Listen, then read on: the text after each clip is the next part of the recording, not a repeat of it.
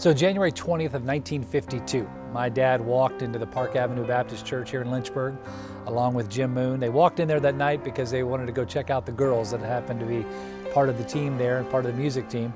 They walked in there, but that night they heard something that they had heard before, but never had really been impacted in that way before, and that is they heard the gospel.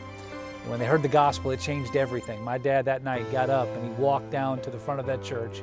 He met the pastor at the altar and prayed to receive Christ that night.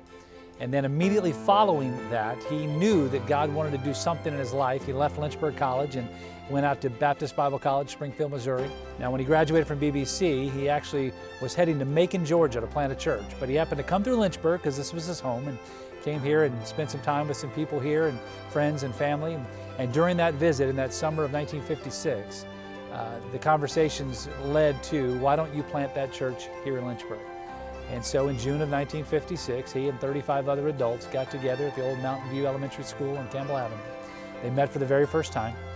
They prayed together and they talked about what this church was going to look like, what it was going to do, and what he saw that God wanted to do through that local church. And he began talking in some very weird ways, using some strange language, because he began talking about changing the world in that little church. And you can imagine, with just 35 people sitting in the room, they couldn't imagine that that would actually be possible. In the next coming weeks, he began driving around Lynchburg looking for a place to meet permanently. And as he found a dilapidated, abandoned building on Thomas Road, it had been the Donald Duck Bottling Company, and before that it had been several different local convenience store kind of markets that were there in that neighborhood. He walked up to the window and he pulled a handkerchief out of his pocket and he rubbed the dirt away from the window and he looked inside and he made a statement. He said, "We're going to change the world from this place."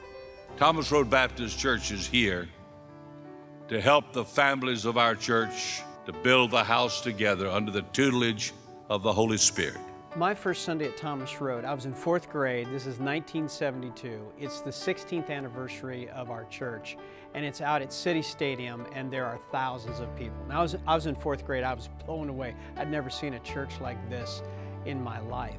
And ever since then, my family's been part of this church over these decades, and it's been exciting to see that first excitement that I had as a 4th grader coming into this church, to see how God has taken the mission of Thomas Road through all the decades, different language from time to time, 2 pastors, but you know what? The mission has always stayed the same.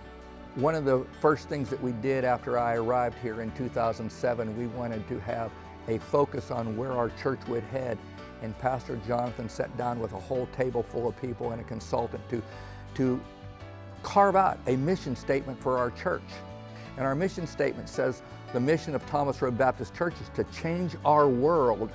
Now, our world referred back to what his dad was about, a world beater, a world changer. And our world didn't mean just locally here, didn't mean regionally or statewide or not. It literally meant globally. So it was important for Thomas Road Baptist Church to understand that we were going to change our world by developing Christ's followers who love God and love people. And that led us to Matthew 28:19, to go to the world. And so therefore, we have planted a church in Danville, and now we literally partner with the Timothy Initiative around the world, where we're planting churches every week around the world. That is the mission of this church from day one, and it will be the mission of this church until we all go to heaven. Man, we will see incredible things happen in the days to come. Our community will be reached unlike ever before. We will see lives change. We'll see families that are healed, homes that are put back together, marriages that are restored. We will see people around the world that today might think there is no hope and there's no future.